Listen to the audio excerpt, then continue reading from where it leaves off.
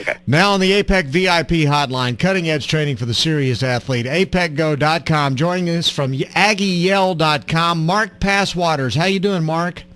Doing pretty good. How about you, Bryan? Doing very well, sir. Let me give you full disclosure here. I grew up in the Southeastern Conference land.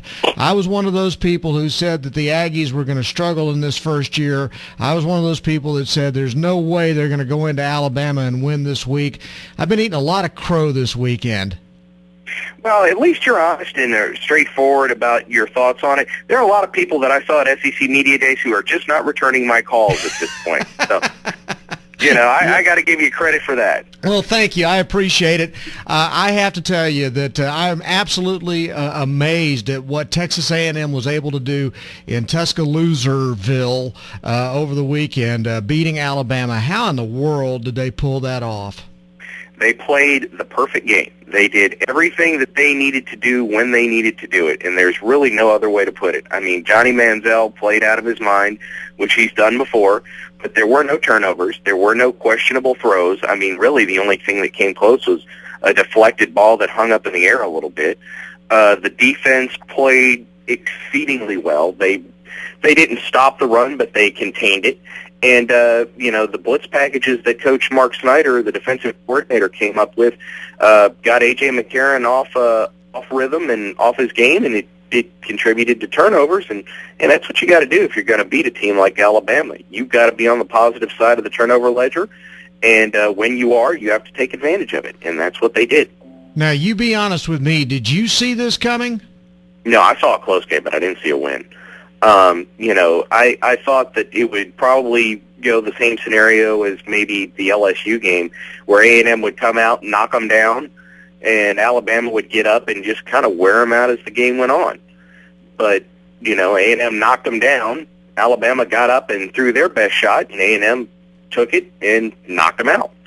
So, that's the sign of a well-coached team, a very well-prepared team, and most importantly, a team that's getting better as the year goes on. Well, that's the thing that I find to be so amazing, and I posted this on Twitter yesterday. I don't know what impressed me more, the fact that A&M went into Alabama and beat the number one team in the country, or the fact that they went 3-0 in this 3-game road trip in the SEC.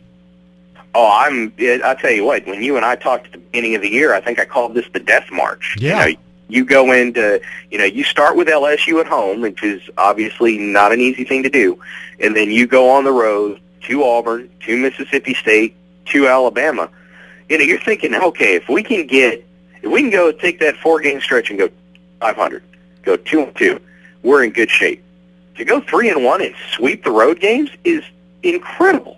I mean, nobody in their right mind, except maybe Kevin Sumlin, thought that was a possibility at the start of the year. And, I really think that the coaching staff at A&M knew that they could win this game last Tuesday when someone bounds into the press conference and he's cracking jokes. He doesn't do that. Not with the media in a group environment. He's just like, why are you guys so uptight? I'm the one who's supposed to be uptight. They never were uptight. And, they were ready. They were loose. They did exactly what they needed to do to go in and beat the top team in the country.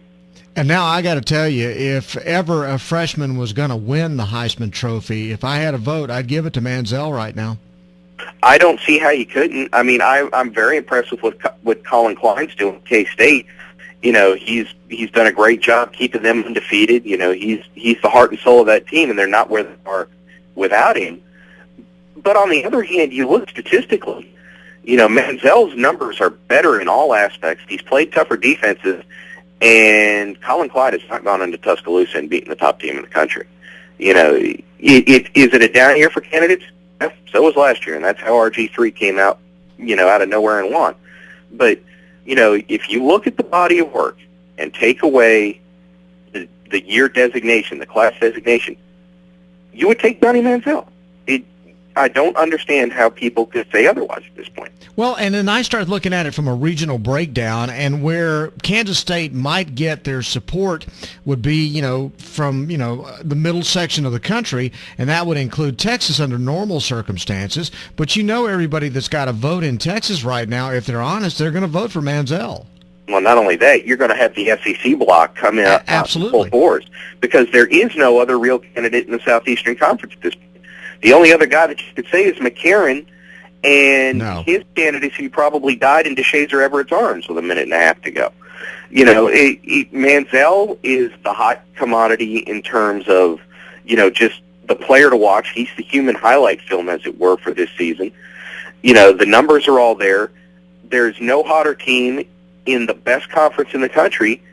The only thing that would be biased against him is the fact that he's a freshman. But if you go by what the award says, the best player in college football for that year, right now it's Johnny Manziel. Oh, I totally agree. And believe me, going into this, I thought, well, okay, Manziel's great against bad defenses, and when the good defenses adjust against him, he's really controllable. That didn't happen against Alabama. I thought Alabama would do what LSU and Florida did, and that would be to adjust to him, keep him in the pocket, and then he'd struggle the rest of the ball game. And he did not do that this time. So from that point forward, I'm thinking, okay, he's made me a believer. I'm sold on Johnny Manziel completely now. Yeah, I mean, that's the top defense in the country by a wide stretch statistically. And, they hadn't given up more than something like 37 yards to a quarterback rushing in years. I mean, that includes Tebow and Cam Newton. He had that in the first quarter. And, and they came after him. They blitzed him. A&M either picked up the blitz or he'd roll out and get time. And, he was finding receivers down the field. And that's the thing that really defined him in this game, is not only was he doing the crazy, video game type things, but when he threw the ball, it wasn't just taking what he was given. He was putting the ball on the money down the field. All of those passes, the 2 to Swope, the 1 to Kendrick McNeil, the touchdown pass to Malcolm Kennedy, all those passes were on time, they were perfectly thrown, and there was nothing Alabama could do about it.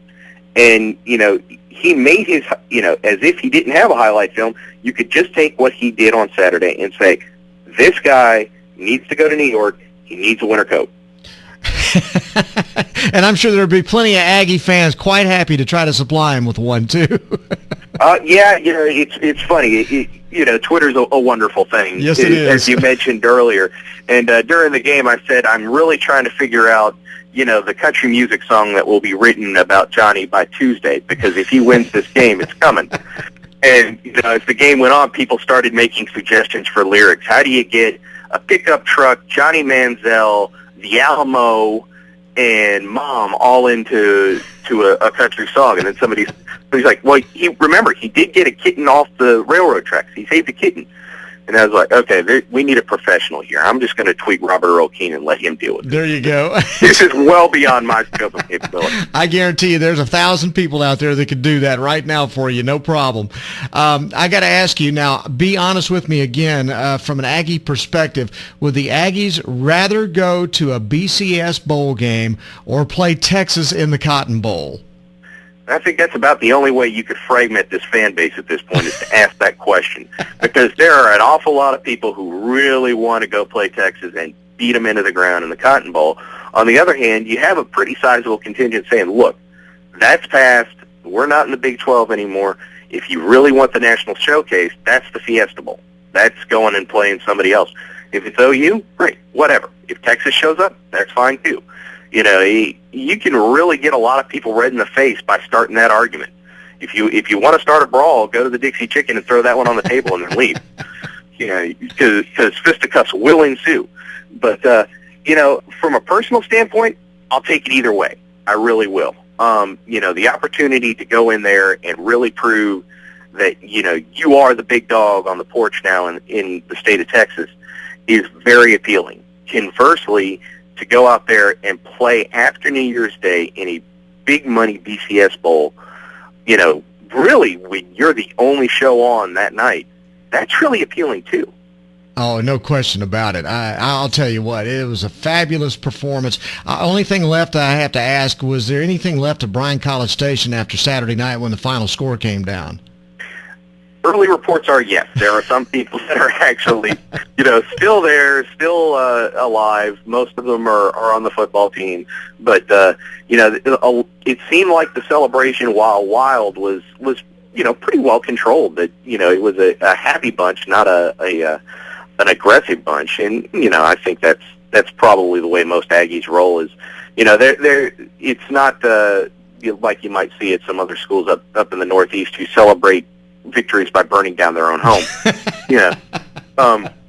But they had a good time, and the team itself is calling the 24-hour rule. They're ready to move on, and I think a lot of folks are looking a couple weeks ahead and looking to celebrate possibly when the BCS standings come out for the last time. Well, it was fantastic, Mark, and I know it's a big time for Aggie land right now. I know everybody at Aggie Nation is just losing their minds right now, and justifiably so, because I don't think anybody saw this coming before the season started, and it's turned out to be a magical year for the Aggies. Hey, thanks very much for coming on with us today. No problem. My pleasure. Good talking to you. Mark Passwaters from AggieYell.com on Bryan Houston Sports Radio Live on 99.3 Talk FM.